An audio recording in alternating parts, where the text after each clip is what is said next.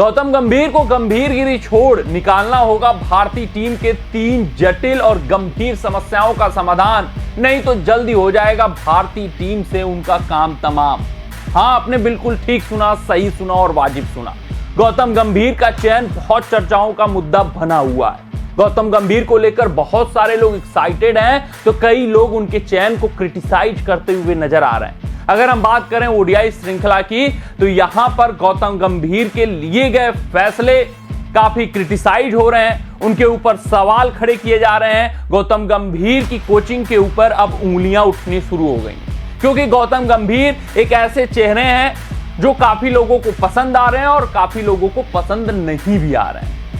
यानी कि आप जो उल जुलूल फैसले लेते हैं, आप जो आउट ऑफ बॉक्स थिंकिंग करते हैं, कभी कभी आपके खिलाफ चीजें चली जाती हैं, और इस वक्त गंभीर के साथ ऐसा ही कुछ हो रहा है। वो नए इंटेंट के साथ जरूर खेलना चाह रहे हैं, आउट ऑफ बॉक्स थिंकिंग जरूर करते हुए दिख रहे हैं, लेकिन कुछ लोगों को उनकी आउट ऑफ बॉक्स थिंकिंग रास नहीं आ रही है। और अगर रिजल्ट भारतीय टीम के फेवर में नहीं आया, तो गौतम गंभीर का जो चयन है वो बैकफायर कर सकता है। गौतम गंभीर अपना पूरा कार्यकाल खत्म किए बिना ही भारतीय टीम से निकाले जा सकते हैं, क्योंकि उनके ऊपर उंगलियां खड़ी होनी शुरू हो चुकी हैं। बहुत सारे ऐसे इंसिडेंट्स हुए हैं, हमने देखे हैं। इतिहास भारतीय टीम का सबको पता है, 2007 का वर्ल्ड कप सबको याद है। तो गौतम गंभीर को हर एक अपना फैसला फूक फूक कर लेना होगा, हर एक कदम फूक फूक कर रखना होगा, ताकि भारतीय टीम का रिजल्ट आता रहे और उनका सफर इसी तरीके से आगे बढ़ता रहे।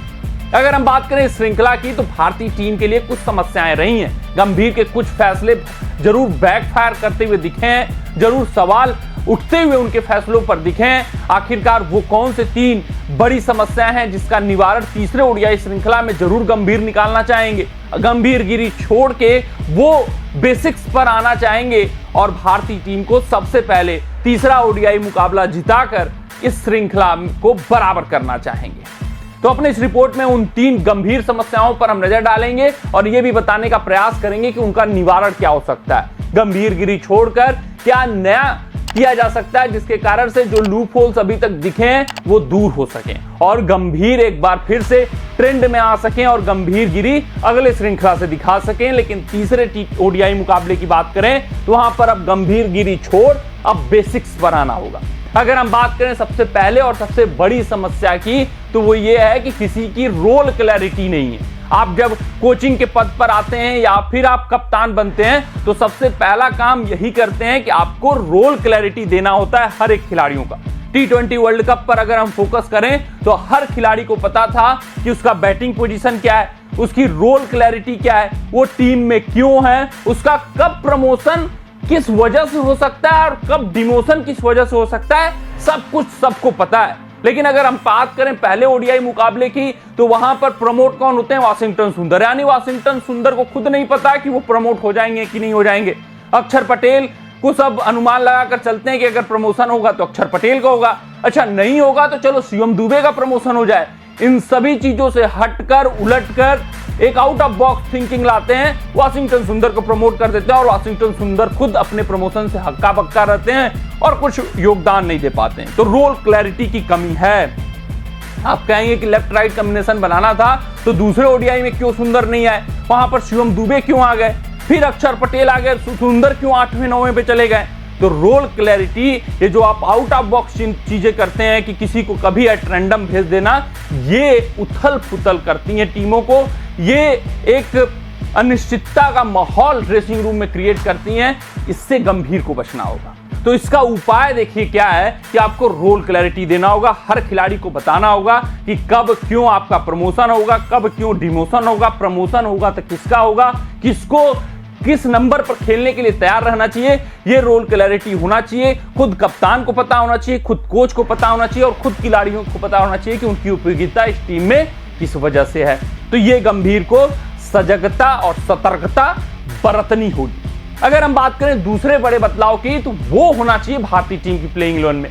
देखिए ये जो पिच है, यहाँ पर 5 बॉलर आपके लिए सफिशिएंट हैं।